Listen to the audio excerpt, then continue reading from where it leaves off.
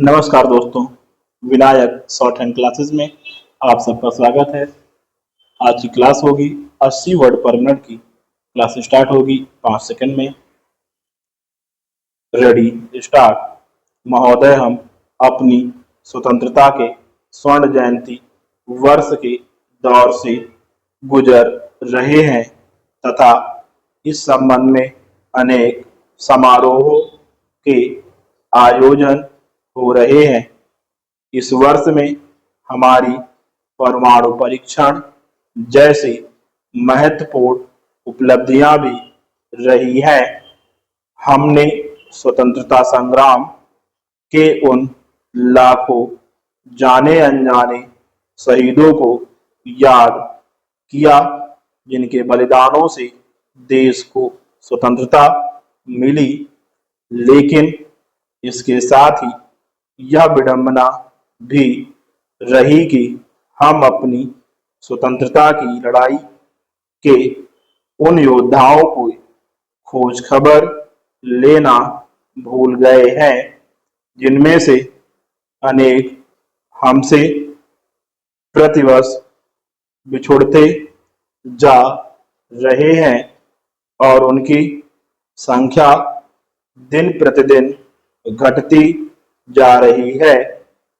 इन बुजुर्ग स्वतंत्रता सेनानियों की स्थिति इस समय क्या है, इस बारे में हमें हिमाचल स्वतंत्रता सेनानी परिषद शिमला के अध्यक्ष श्री गौरी प्रसाद का एक पत्र मिला है, जिसे हम हिमाचल के मुख्यमंत्री के ध्यानार्थ यहाँ यथावत प्रकाशित कर रहे हैं। हिमाचल में कभी 2000 से अधिक स्वतंत्रता सेनानी थे, लेकिन इस समय उनकी संख्या लगभग 1200 रह गई है। ये सभी 80 वर्ष से ऊपर की आयु के हैं। कुछ वर्षों बाद इनमें से कोई शेष नहीं रहेगा। इन स्वतंत्रता सेनानियों का परिवार विधायकों तथा सांसदों के परिवार से बिल्कुल ही अलग है। इन्होंने स्वतंत्रता आंदोलन में जो यातनाएं सही थी, वे किसी पद या स्वार्थ के लिए नहीं सही थी।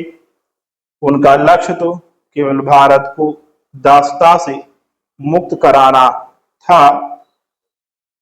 हमने विदेशी शासन की दासता के विरुद्ध ही नहीं, बल्कि प्रदेश की छोटी बड़ी 30-35 रियासतों के राजाओं व राणाओं के दमनकारी शासन से जनता को मुक्त कराने के लिए संघर्ष किया तथा उसके फलस्वरूप वर्तमान हिमाचल प्रदेश अस्तित्व में आया।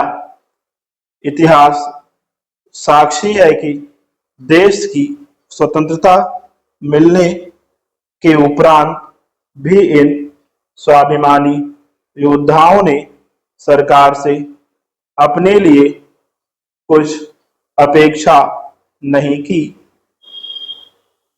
अपना सब कुछ स्वतंत्रता संग्राम में लगा देने वाले इन सेनानियों के जीवन यापन की नाजुक स्थितियों को देखते हुए केंद्र तथा प्रदेश सरकारों ने इन्हें कुछ सुविधाएं तथा सम्मान राशि देने का निर्णय किया, जो विभिन्न राज्यों में अलग अलग है।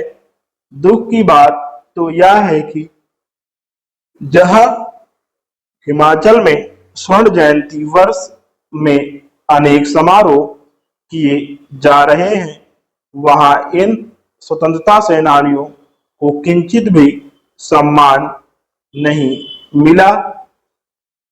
पूर्ववर्ती वीरभद्र सिंह सरकार ने इनको राहत पहुंचाने के लिए जो निर्णय लिए थे, आज ठीक उसके विपरीत होता हुआ नजर आ रहा है।